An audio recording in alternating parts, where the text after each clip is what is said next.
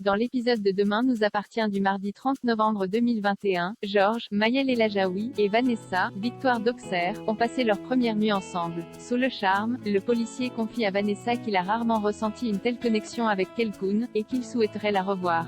Vanessa lui propose de le retrouver le soir même, mais Georges prétend qu'il n'est pas libre. En arrivant au commissariat, le jeune policier a le sourire jusqu'aux oreilles.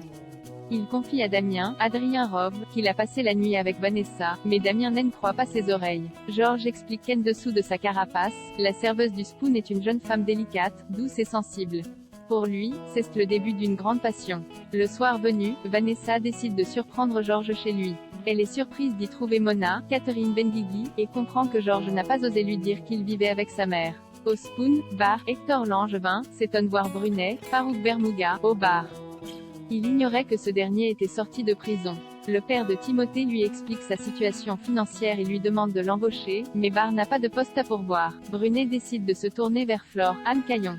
Au Little Spoon, il l'informe qu'il cherche du travail et demande si Alexandre Brasseur n'aurait pas une place pour lui au mât.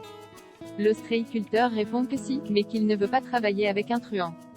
Désespéré, Brunet décide d'accepter un poste de Sylvain, Arnaud Henriette, et Christelle, Ariane Séguillon, le surprennent dans son déguisement et prennent pitié de lui. Christelle décide de l'inviter à leur coming out de riche afin de lui offrir nourriture et chauffage. De son côté, Timothée, Grégoire Champion, Ménor, Saël de Figueredo, et Gabriel, Martin Mille, face à leurs contradictions. Les colocataires affirment qu'ils sont en couple, mais vivent ensemble et couchent ensemble. Pour Timothée, ils forment un couple, Raphaël a une vision, Xavier se réveille à Saint-Clair, Anna, Maud Baker, surprend Raphaël, Jennifer Loret, en train d'étouffer Xavier, Charles Lelore. Elle l'a fait sortir de la chambre avant que les infirmiers n'arrivent.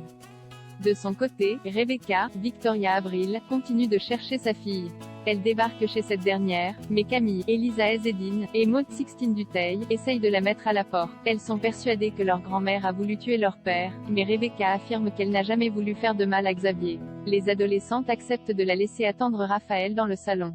Plus tard, Anna raccompagne Raphaël chez elle. L'avocate retrouve Rebecca et lui raconte ce qui est arrivé dans la chambre de Xavier. Rebecca lui suggère d'aller se coucher pour récupérer. Le lendemain matin, Chloé, Ingrid Chauvin, rend visite à Xavier, qui sort doucement de son coma artificiel. Raphaël, de son côté, retrouve Anna à l'hôpital. La psychologue lui pose des questions pour déterminer ce qui provoque ses absences, et finit par conclure que Raphaël a très probablement vécu un traumatisme dans son enfance. Elle émet l'hypothèse que Rebecca a été agressée devant ses yeux, ce qui expliquerait pourquoi l'avocate éprouve à ce point le besoin de protéger sa mère. Anna interroge ensuite Raphaël sur la nuit de la défenestration de Xavier.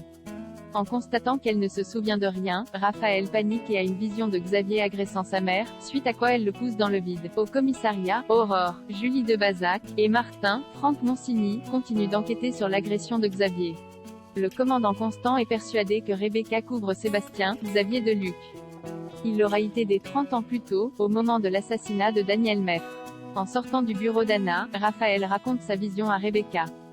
Cette dernière lui assure qu'il s'agit d'un faux souvenir, parce que Xavier n'a jamais essayé de l'étrangler. Pour le lui prouver, elle déboutonne son chemisier et lui montre qu'il a aucune marque sur son cou. Après le réveil de Xavier, Chloé, Raphaël et Rebecca lui rendent visite. Les retrouvailles sont vite interrompues par Martin, qui vient demander à Xavier ce qu'il s'est passé la nuit de son agression. Loading widget.